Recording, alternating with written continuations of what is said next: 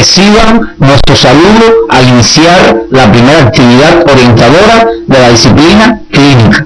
La misma los dotará de las herramientas básicas que permitan realizar la asistencia médica integral a personas sanas y enfermas en un contexto en el que el reconocido avance tecnológico hace cada vez más necesaria la aplicación del método clínico. Al concluir la actividad orientadora, serán capaces de reconocer la importancia de la asignatura y su relación con las especialidades que tributan a ella. De igual forma, serán capaces de identificar la importancia del método clínico y sus etapas, como método científico en la atención médica individual. Además, reconocer la entrevista médica como el marco en que se desarrolla la relación médico-paciente, lo que permitirá realizar el interrogatorio y el examen físico, y describir la semiología imagenológica de una radiografía de tórax normal. La disciplina clínica se impartirá durante todo el tercer año de la carrera y consta de 4 asignaturas que son Clínica 1. En ella estudiarán los contenidos relacionados con el interrogatorio, el examen físico general, regional y de los sistemas osteomiarticular, respiratorio y cardiovascular y sus alteraciones, es decir, integra los contenidos de propedéutica clínica y semiología médica. También abordarán contenidos de la psicología médica, el laboratorio clínico y la imagenología, que ayudan y complementan la atención médica individual. En Clínica 2 se estudiará el interrogatorio, el examen físico y las alteraciones de los sistemas digestivo, nervioso, genitourinario y hemolinfopoyético, así como los estudios complementarios que aportan la imagenología y el laboratorio clínico en estos sistemas. Las asignaturas Clínica 3 y 4 estudiarán los contenidos referidos a los procesos patológicos individuales que rompen el equilibrio entre lo biológico, psicológico y social, es decir, las principales enfermedades de los diferentes sistemas, la correcta indicación e interpretación de los estudios complementarios que apoyan el diagnóstico, evaluación y seguimiento de los pacientes, así como la terapéutica en la solución de sus problemas de salud. La asignatura Clínica 1 está estructurada en 5 grandes unidades temáticas que se impartirán durante 11 semanas lectivas y una de evaluación, distribuidas de la siguiente forma: la semiología general, el interrogatorio general y por sistemas, la exploración física general y regional y la exploración física y semiología de los sistemas osteomiarticular, respiratorio y cardiovascular. Para el cumplimiento de los objetivos en esta asignatura se incorporan nuevas modalidades dentro del encuentro docente, como son el taller y la clase práctica, que tiene la particularidad de desarrollarse en la primera sesión de trabajo de la semana, en los escenarios docentes, para introducir los contenidos del examen físico normal. La práctica docente se continúa desarrollando en los consultorios populares, añadiéndose otros escenarios, las salas de rehabilitación integral y los centros de diagnóstico integral, donde participarán en nuevas modalidades de la enseñanza de la clínica, como son la consulta médica, las visitas de terreno, los pases de visita a pacientes ingresados en el hogar y en instituciones de salud, las discusiones de casos clínicos, las discusiones clínicas integradas y la guardia médica. Se desarrollarán estancias en los escenarios docentes de barrio adentro en el consultorio popular, donde permanecerán los estudiantes durante 7 semanas. En las salas de rehabilitación integral permanecerán durante una semana y en los centros de diagnóstico integral durante 3 semanas, con estancias en la consulta de urgencia, la sala de observación o internamiento y la de cuidados intensivos.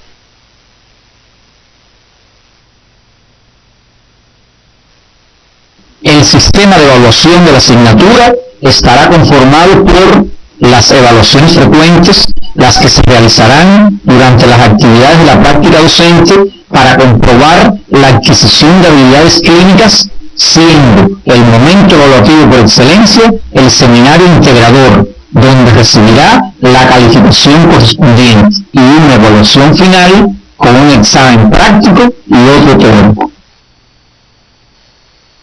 La disciplina clínica está estrechamente relacionada con la morfofisiología y la morfofisiopatología humana, pues éstas aportan los conocimientos necesarios para comprender la estructura y la función del organismo humano, así como sus procesos patológicos que les permitirán la vinculación clínico básica en el abordaje integral de los problemas de salud del individuo, la familia y la comunidad, para lo cual deben aplicar el método clínico, epidemiológico y social, cuyo acercamiento lo propicia la disciplina proyecto comunitario. Los métodos y procedimientos de la clínica serán aplicados en otras disciplinas como la pediatría, ginecobstetricia, la cirugía y otras disciplinas quirúrgicas, con sus particularidades. La tarea esencial de los médicos es la del diagnóstico y el tratamiento. La medicina individual existió en todas las épocas. El método de diagnóstico médico surge posteriormente. El médico primitivo debió tener una interpretación causal o localizadora de la dolencia. Históricamente, todas las actividades de los médicos se han establecido alrededor del diagnóstico. Según el decir del doctor Lisasti Dupuy, la historia del diagnóstico médico surge con los médicos hipocráticos como proceder mental, y el diagnóstico se atiene a lo que se ve en el enfermo. Este método observacional se transformaría progresivamente en el método científico basado en la comunicación, la exploración y el razonamiento, que conformaría a finales del siglo XIX el método clínico. Para profundizar en la historia de esta especialidad a lo largo de los siglos, te remitimos a que revises tu libro de texto básico y los artículos relacionados con este tema que aparecen en su sitio. En estos momentos podemos preguntarnos, ¿qué es el método clínico? A lo que responderíamos, es el propio método científico aplicado al trabajo con los pacientes, con las particularidades que le son inherentes. El método clínico, como variante del método científico, tiene sus particularidades como son la identificación del problema, que en este caso lo constituye el enfermo y su problema de salud. La búsqueda de información básica ocurre a través del interrogatorio y el examen físico del paciente. El análisis del problema y de la información obtenida por el médico permite formular la hipótesis, que en este caso se llama diagnóstico presuntivo. Una vez concluida la investigación, el médico, para corroborar su hipótesis diagnóstica, utiliza la evolución del paciente y los resultados obtenidos en los exámenes diagnósticos indicados.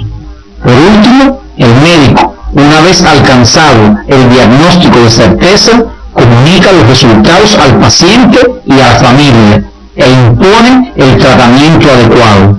Estas etapas no se encuentran separadas unas de otras, más bien se entrelazan. En la aplicación del método clínico, un interrogatorio exhaustivo y bien conducido permitirá llegar a un diagnóstico certero. Es por esto que varios autores se refieren a este momento con la preponderancia que éste tiene, como expresa la siguiente afirmación: Nunca se aprecia mejor la experiencia clínica, la ciencia, la penetración psicológica y la autoridad moral de un médico que cuando se le escucha mientras interroga. Es precisamente la asignatura Clínica 1 la que ofrecerá las herramientas necesarias para realizar un buen interrogatorio y examen físico de un paciente.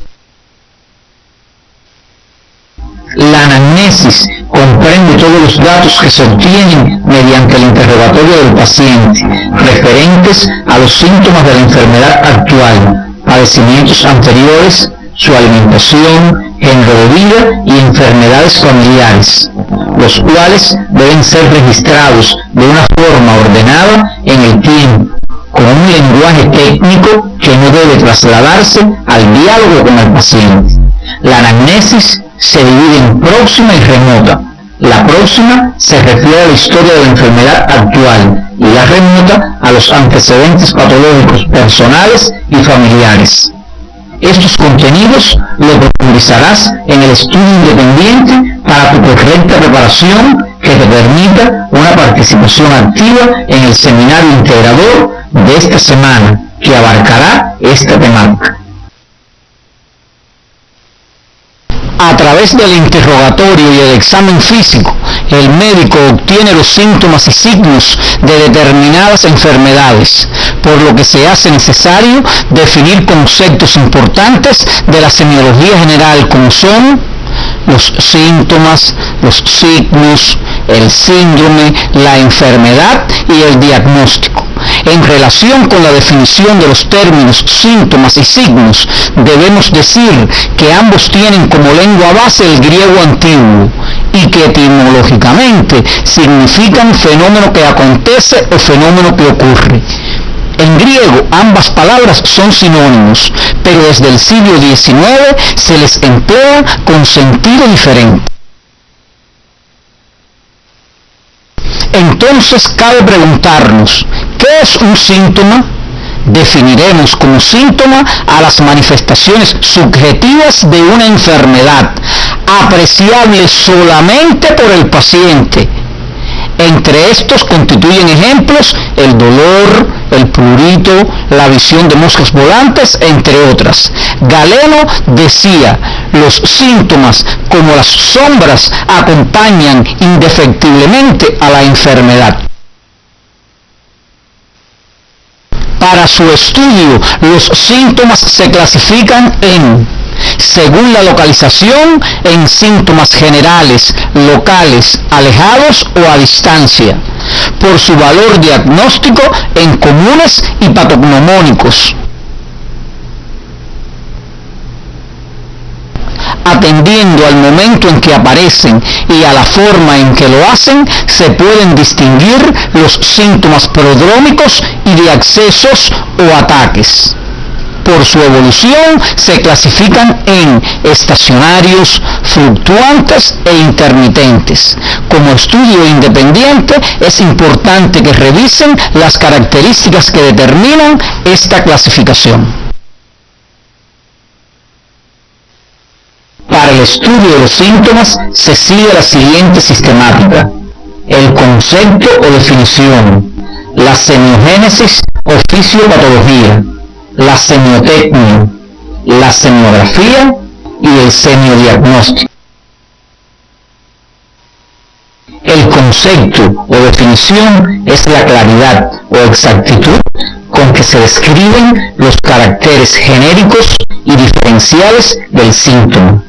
La semiogénesis o fisiopatología es el estudio de la génesis u origen de un síntoma. Esta parte es la más importante de la semiología y es conocida con los nombres de fisiopatología o mecanismo de producción. La semiotecnia son los métodos, procedimientos, recursos y técnicas de que se vale el médico para obtener los síntomas. Clásicamente se han utilizado la anamnesis, la inspección, la palpación, la percusión y la auscultación. La semiografía, denominada también estudio clínico, se ocupa de la descripción y caracteres de los síntomas y signos. Por ejemplo, el reconocimiento de un síntoma como el dolor no tiene en sí mayor significación semiológica, pues es común a un sinnúmero de enfermedades. Pero si al describirlo señalamos sus características semiográficas, ejemplo, si es de localización lumbar, tipo cólico, acompañado de escalofríos y ardor a la micción, nos hace pensar que su etiología sea renal.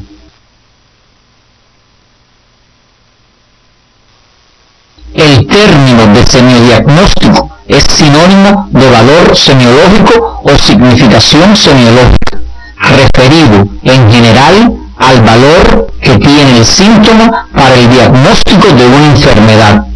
De esta definición se deduce que en ocasiones un síntoma podrá orientar hacia un diagnóstico y en otras es común a varias enfermedades, tanto banales como graves. Una vez que hemos estudiado las características principales de los síntomas, nos corresponde conceptualizar el signo, los cuales constituyen expresiones objetivas de la enfermedad, que el médico encuentra a través de las maniobras semiotécnicas específicas y de las evidencias diagnósticas. Son ejemplos de signos la esplenomegalia, la ictericia, los soplos cardíacos, entre otros. Insistimos en que la contraposición entre síntoma como manifestación subjetiva y signo como manifestación objetiva es relativamente reciente. ¿Qué entendemos por síndrome? Se denomina síndrome al conjunto de síntomas y signos que de modo frecuente se presentan asociados siempre de igual forma, pero que pueden corresponder a etiologías distintas. Ejemplo, el síndrome anémico puede ser de variada etiología, como por déficit de hierro, déficit de vitamina B12 o a la destrucción excesiva de los hematíes, entre otras. Una vez agrupados los síntomas y signos en síndromes, estaremos en condiciones de identificar la enfermedad en el paciente.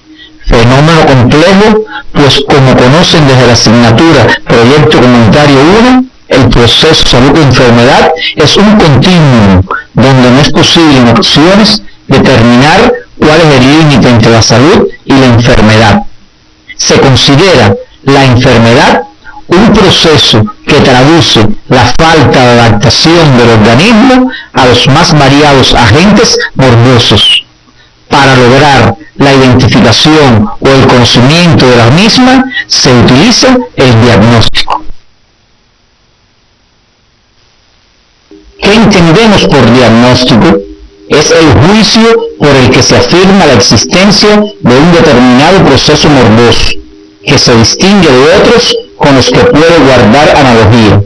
Para plantear el diagnóstico podemos apoyarnos de distintos procedimientos que se clasifican en diagnóstico por intuición, diagnóstico por comparación, diagnóstico por raciocinio y diagnóstico por hipótesis, los que puedes revisar y profundizar en el libro de texto y observar cómo el médico los aplica en la práctica médica.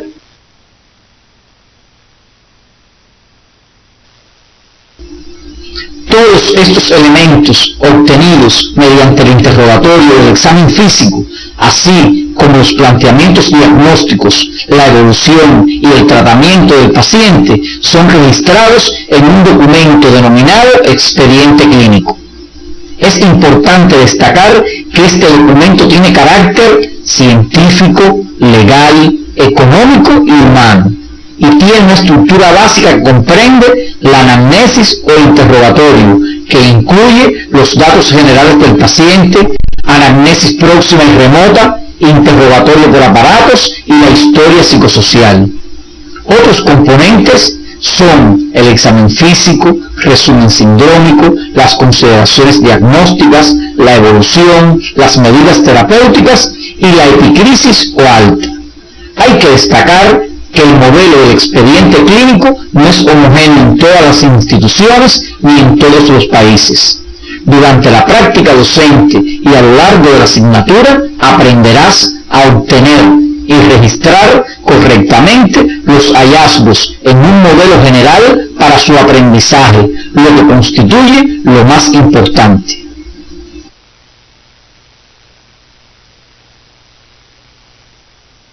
Como ya fue referido, la historia psicosocial forma parte del interrogatorio y se realiza en una entrevista abierta, no estructurada, con la mayor privacidad posible, para lo cual se debe establecer una relación efectiva y positiva con el paciente.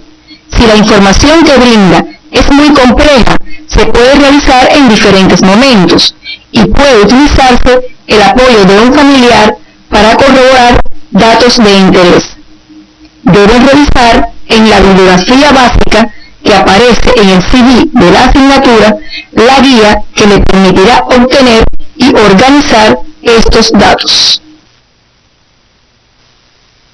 Como ustedes recordarán, en la asignatura Salud Comunitaria y Familiar 1 y 2, la comunicación es un proceso dinámico de interrelación entre dos o más personas que intercambian información, ideas, emociones, habilidades mediante palabras e imágenes, lo que permite obtener y reafirmar conocimientos anteriores, desarrollándose en un contexto determinado como acto creativo, y es a través de ella que se logra establecer la relación entre el médico y el paciente como una modalidad de relación interpersonal que permite al paciente satisfacer una necesidad de salud y al médico cumplir con una de las funciones sociales más importantes: prestar ayuda, prevenir, curar y aliviar su padecimiento. La relación médico-paciente se ha desarrollado a través de la historia de las relaciones sociales. Por ello, tiene un condicionamiento sociohistórico. Se produce un intercambio en la relación entre el médico y el paciente, donde se refleja todo el sistema de relaciones sociales que ambos han establecido, las condiciones en que se han formado y tiene como premisa fundamental la conservación de la vida y la salud. SAS y colaboradores clasifican la relación médico-paciente en tres tipos: la relación activo-pasiva, la relación de cooperación guiada y la relación de participación mutua. En la relación activo-pasiva, el médico desempeña un papel activo y aplica sus habilidades técnicas ante el paciente en estadio terminal, en coma o grave, que es incapaz de comunicarse. Debemos diferenciar esta relación en el enfermo grave consciente, que demanda ayuda, al cual el médico debe brindar apoyo psicológico y nunca adoptar una actitud autoritaria. En este tipo de relación, el médico no debe abandonar el rol de curar y aliviar la dolencia, así como consolar a los familiares aunque conozca lo irreversible del caso. La cooperación guiada es utilizada en las enfermedades agudas. Tiene como base la confianza y obediencia del paciente a las orientaciones del médico, por lo que éste procura dirigir el comportamiento del paciente debido a que presenta plena capacidad intelectual para asumir las indicaciones médicas. El paciente vive su enfermedad como un episodio desagradable que pasará como algo temporal.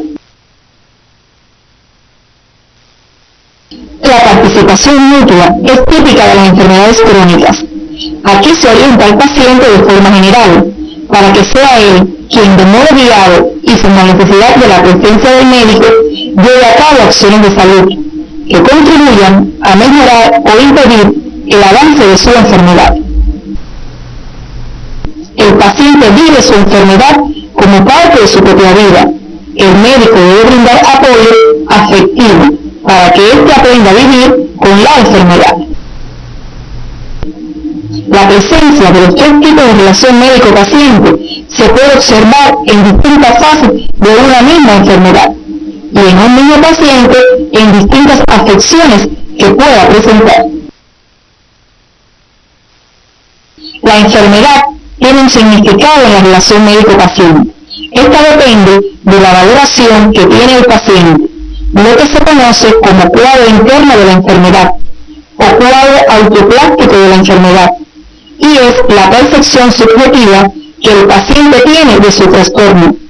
No es cómo se manifiesta la enfermedad, sino cómo se comporta el paciente ante ella, por lo que siempre el médico debe tenerlo en cuenta cuando hace el enfoque psicológico del enfermo, porque en cada uno se manifiesta de forma diferente.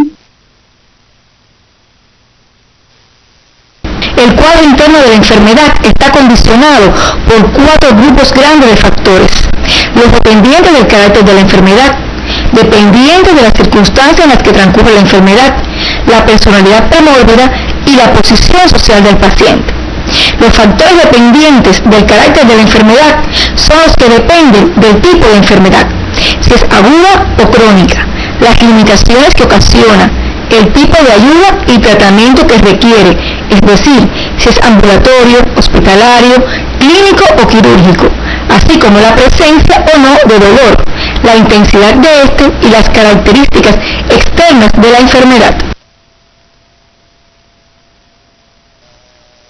Los factores dependientes de las circunstancias en las que transcurre la enfermedad contemplan, en primer lugar, el grado de preocupación e inseguridad del paciente que puede acompañar al desarrollo de la enfermedad en relación con el trabajo, la familia y el médico que lo atiende.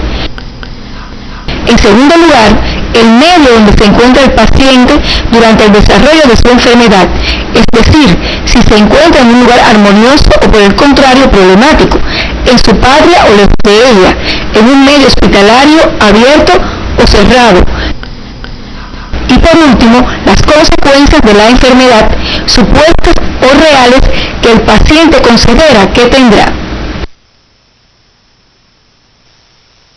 La personalidad premórbida se refiere al tipo de personalidad que posee el paciente al inicio de su padecimiento.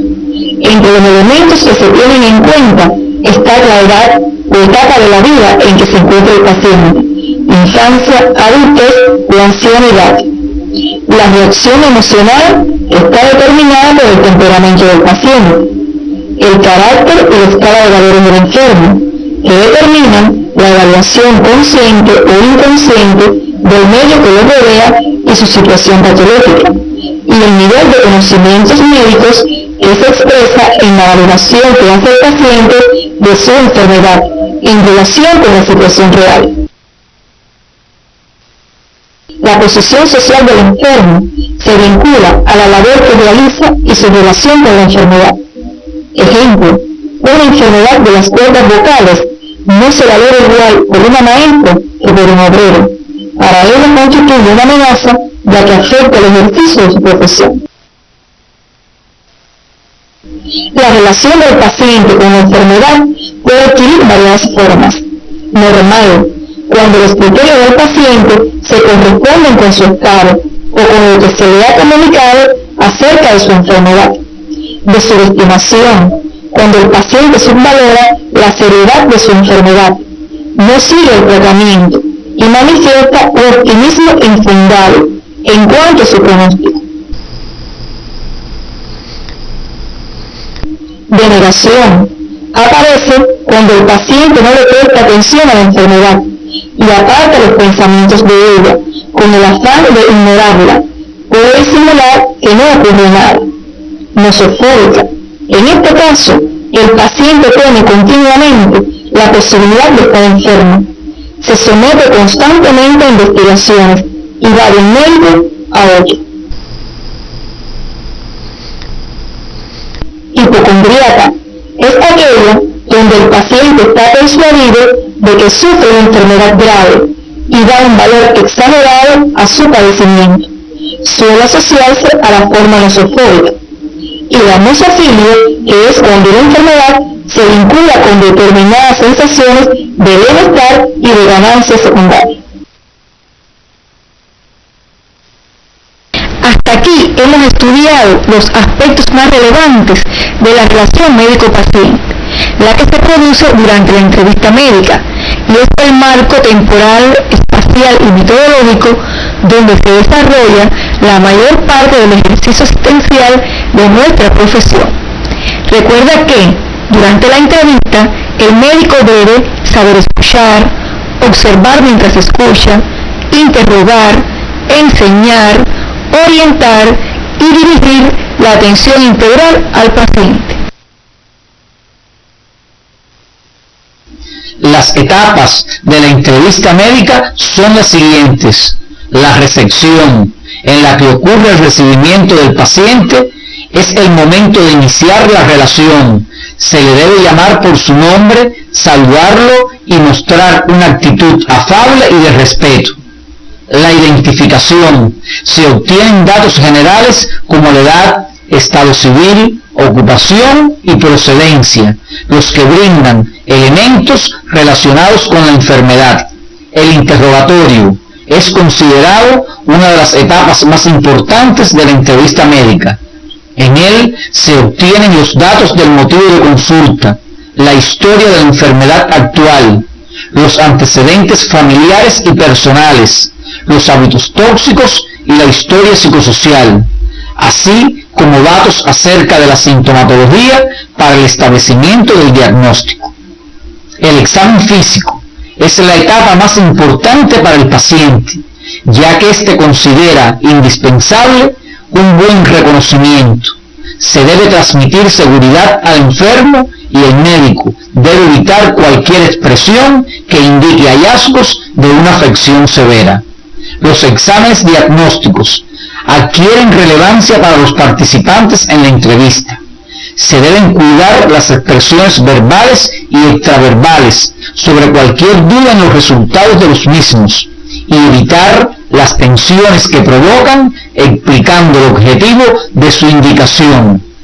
En la etapa de información, el médico debe comunicar al paciente de manera adecuada la enfermedad y su pronóstico. Las medidas terapéuticas es la etapa culminante de la entrevista.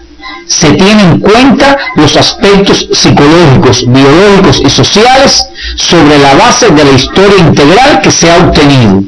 Finalmente, la despedida, que cierra la entrevista, donde utilizas frases que brindan confianza, mensajes para disminuir la ansiedad del paciente y se sugiere un estrechón de manos cuando el mismo se retire.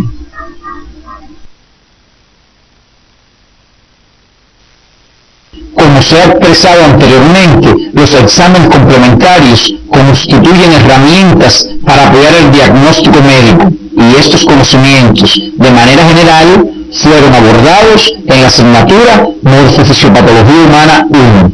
Se hace necesario recordar los métodos imagenológicos que fueron estudiados en esta asignatura. Los mecanismos de producción que utilizan estos métodos son radiaciones ionizantes, sonido, campo magnético y radioisótopos.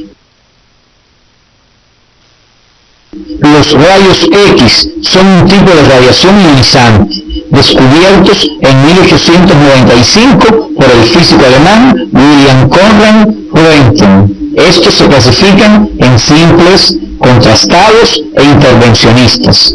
Entre los rayos X simples observen un rayo X de tórax normal y uno de senos perinasales. En los contrastados demostramos una tomografía axial computarizada utilizada en el diagnóstico de una malformación arteriovenosa cerebral.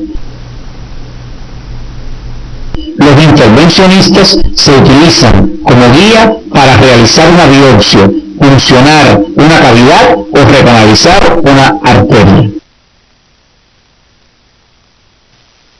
En la resonancia magnética nuclear se utiliza como mecanismo para la producción de la imagen la carga eléctrica celular en presencia de un campo magnético. Observa en la imagen un corte longitudinal del encéfalo donde se aprecian todas sus estructuras anatómicas. En la ecosonografía se utiliza el sonido. Este, al chocar sobre un objeto, rebota, produciendo un eco, y al llevarlo a una pantalla, constituye el ecosonograma o ultrasonido diagnóstico. Observa la imagen de una litiasis vesicular. La gammagrafía se fundamenta en la obtención de imágenes a partir de la captación a nivel celular de sustancias marcadas radioactivamente. Observa en la gammagrafía ósea la flecha que indica una zona ennegrecida en los huesos del carpo de la mano derecha. Esto evidencia una isquemia aséptica. En esta otra imagen pueden apreciar la captación de radioisótopos en el fémur izquierdo de un paciente que presenta un tumor óseo maligno. Observen en la arteriografía las zonas de vascularización tumoral. Estudiaremos hoy la semiología imagenológica de un tórax.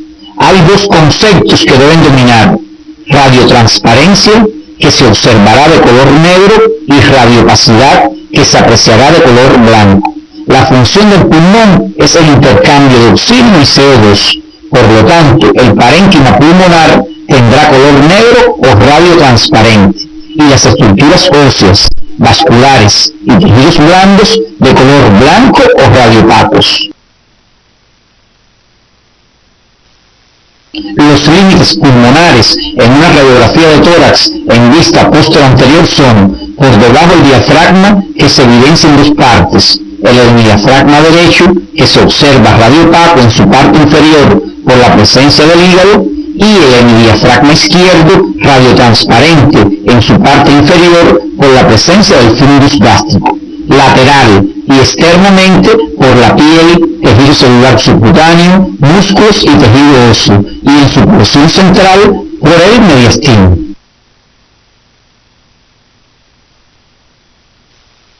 La distribución regional del pulmón es la siguiente: el vértice del pulmón, la región infraclavicular, el ilio pulmonar, las regiones parailiares internas y externas y las bases pulmonares.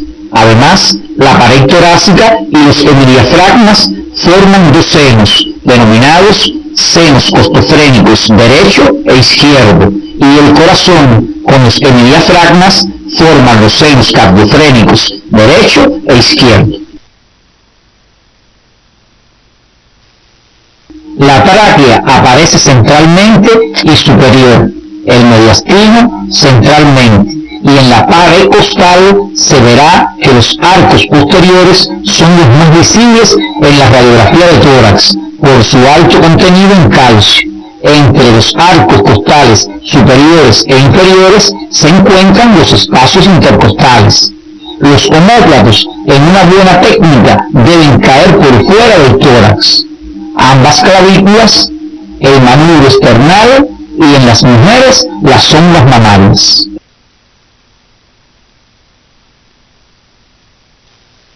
En resumen, la sistemática de la lectura de una radiografía de tórax puede seguir la siguiente secuencia. Primeramente, tendrás en cuenta las partes blandas, seguido de las características de la jaula torácica ósea. A continuación, la tráquea, el mediastino y por último, los pulmones.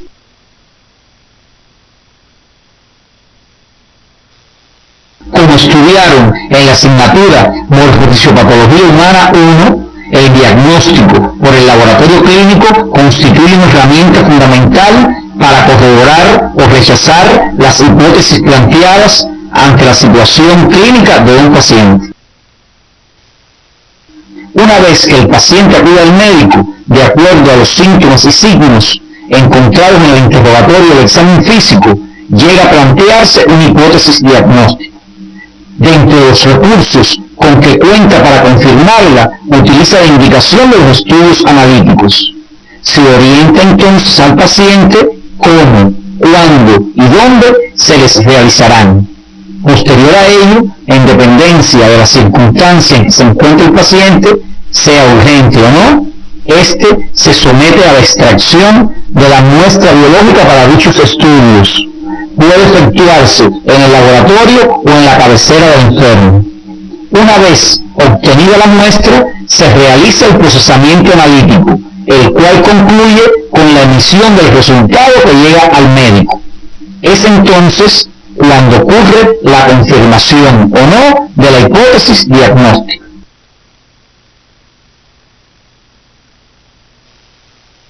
Una vez seleccionados los estudios de laboratorio clínico a un paciente, se deben tener en cuenta los siguientes aspectos. Efectuar la indicación clara y precisa de solamente los estudios que se requieren para el paciente en cuestión. Orientar adecuadamente al paciente de cómo deben realizarse dichos estudios, insistiendo en la hora, lugar, condiciones de ayuno, entre otros. Tener en cuenta si el paciente padece de alguna enfermedad o si está sometido a algún tratamiento por la afectación de estas condiciones en los resultados a recibir. Y nunca esperar el resultado de los estudios para establecer la hipótesis diagnóstica. Recuerden que se utilizan para confirmar o rechazar la misma.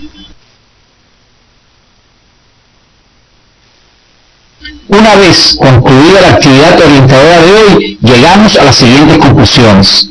La disciplina clínica ofrece las herramientas fundamentales para el futuro desempeño profesional del médico integral comunitario, relacionándose con otras disciplinas de las que se nutre para arribar a un diagnóstico certero.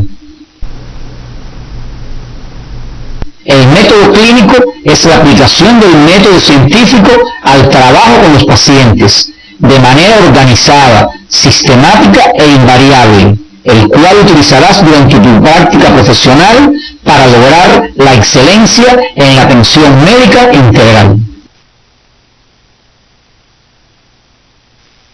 La semiología estudia todos aquellos fenómenos que por su propia naturaleza evocan la idea de enfermedad, constituyendo los síntomas y los signos los elementos fundamentales de este. En la entrevista médica es donde se desarrolla la relación médico-paciente. Es importante tener en cuenta el cumplimiento de las etapas de la misma, y la primera entrevista sirve de base a las posteriores, de ahí su importancia. La semiología de una radiografía de tórax conlleva dos conceptos fundamentales: el de radiotransparencia, que se visualiza de color negro, y la radiopacidad de color blanco, y su descripción sigue una dinámica establecida. Los resultados de los estudios de laboratorio clínico son imprescindibles en la práctica médica para confirmar o no la hipótesis diagnóstica ante un problema de salud. Para dar continuidad al interrogatorio como parte del expediente clínico, abordaremos durante la próxima semana el contenido correspondiente al interrogatorio por aparatos o sistemas, su importancia, e iniciaremos el estudio de los contenidos referidos a las técnicas básicas de exploración y las principales alteraciones del examen físico general, donde la inspección constituye la técnica por excelencia para el desarrollo de este.